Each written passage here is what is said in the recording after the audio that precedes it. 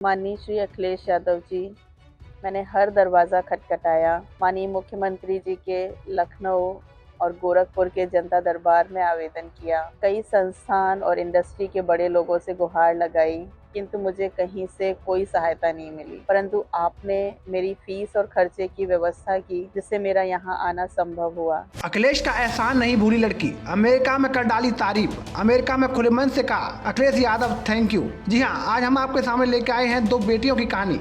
एक की उड़ान जिसने अमेरिका तक पहुंच बनाई और एक की मजबूरी जो गोरखपुर की गलियों में घुटने लगी। लेकिन इन दोनों कहानियों का एक नाम है अखिलेश यादव, एक नेता जो सत्ता में नहीं है लेकिन फिर भी कुछ कर गुजरने का मादा रखता है। तो आइए सुनते हैं प्रिंसी प्रजापति और पंखुड़ी त्रिपाठी की कहानी, जहाँ पर सियासत और दिल में कसमकस। कुछ साल पहले लखनऊ की एक होनहार छात्रा प्रिंसी प्रजापति को यूनिवर्सिटी ऑफ कैलिफोर्निया में पढ़ाई का मौका मिला, लेकिन विदेश में पढ़ाई का खर्च लाखों में नहीं करोड़ों में होता है। प्रिंसी के परिवार की माली हालत उस स्तर की नहीं थी कि वे इस सपने को पूरा कर पाते। प्रिंसी ने सब दरवाजे खटखटाए, संस्थाएं, उद्योगपति, जहां तक यूपी के मुख्यमंत्री योगी आदित्यनाथ तक भी गईं, लेकिन हर जगह से जवाब मिला हम कुछ नहीं कर सकते। फिर आखिर उम्मीद बनी अखिलेश यादव। प्रिंसी ने अपनी बात सपा अध्यक्ष अखिलेश यादव तक पहुंचाई। बिना कोई राजनीति देखे, बिना जाति या मजहब की दीवार के अखिलेश ने प्रिंसी की पूरी ट्यूशन फीस और रखने का खर्चा उठाया। आज प्रिंसी अमेरिका में पढ़ाई पूरी कर चुकी है। कॉन्वोकेशन में अपनी क्लास को रिप्रेजेंट किया और पूरी दुनिया के सामने गर्व से बोली अगर अखिलेश यादव जी ने मदद नहीं की होती तो आज मैं यहाँ नहीं होती। प्रिंसी ने उनका शुक्रिया अदा किया और वादा किया कि भारत का नाम ऊंचा करेगी। अब प्रिंसी का वीडियो वायरल हुआ। अखिलेश यादव वो नेता हैं जो सत्ता में न रहकर भी सपनों को पंख देते हैं, लेकिन कहानी यही खत्म नहीं होती। अब आते हैं गोरखपुर की 13 साल की छात्रा पंखुड़ी त्रिपाठी की कहानी पर। पंखुड़ी सरस्वती शिशु मंदिर में 7वीं की छात्रा है। उनके पिता दिव्यांग है और आर्थिक रूप से कमजोर हैं। 1650 रुपए की फीस न दे पाने के कारण उनकी पढ़ाई रुक गई।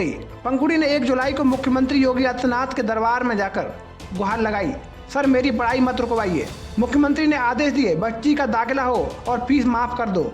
लेकिन 5 जुलाई को जब पंखुड़ी स्कूल गई, स्कूल प्रिंसिपल ने साफ मना कर दिया और बोल पड़े अगर तुम्हारी फीस माफ करूंगा तो सब जनता दरबार में जाने लगेंगे। सोचिए दोस्तों, एक बच्ची को राजनीति और अहंकार की लड़ाई में ऐसा तिरस्कार झेलने को मिला। इस पर अखिलेश यादव ने 6 जुलाई को सोशल मीडिया पर पोस्ट किया, बेटी बचाओ बेटी पढ़ाओ बस नारे हैं, हम वादा करते हैं पंखुड़ी की पढ़ाई नहीं रुकेगी। सपा कार्यालय से पंखुड़ी के परिवार को फोन गया, पूरी पढ़ाई का खर्च उठाएंगे। उसने सबको चौंका दिया। 7 जुलाई को पंखुड़ी ने मीडिया में कहा हमें मुख्यमंत्री पर पूरा भरोसा है, हम अखिलेश यादव से मदद नहीं लेंगे। अब सोचिए, एक बच्ची जो फीस न दे पाने के कारण पढ़ नहीं पा रही थी वो मदद ठुकरा रही है। क्या ये उसी की जुबान थी या सत्ता की सिखाई हुई पंक्तियां? अखिलेश यादव ने फिर एक्स पर लिखा जब हमने मदद का हाथ बढ़ाया तभी सरकार को फीस जमा कराने की याद क्यों आई। उन्होंने ये भी कहा बच्चों के मुंह से राजनीति मत कराइए। बच्ची के परिवार के चेहरे पर डर साफ दिख रहा है। भाजपा आईटी सेल ने इस पूरे मामले को एक मजाक में तब्दील कर दिया। सोशल मीडिया पर कहा जाने लगा देखो अखिलेश की मदद को ठुकरा दिया। पर सच्चाई यह है कि दोस्तों अखिलेश ने जो मदद का हाथ बढ़ाया वही प्रशासन को हरकत में ले आया।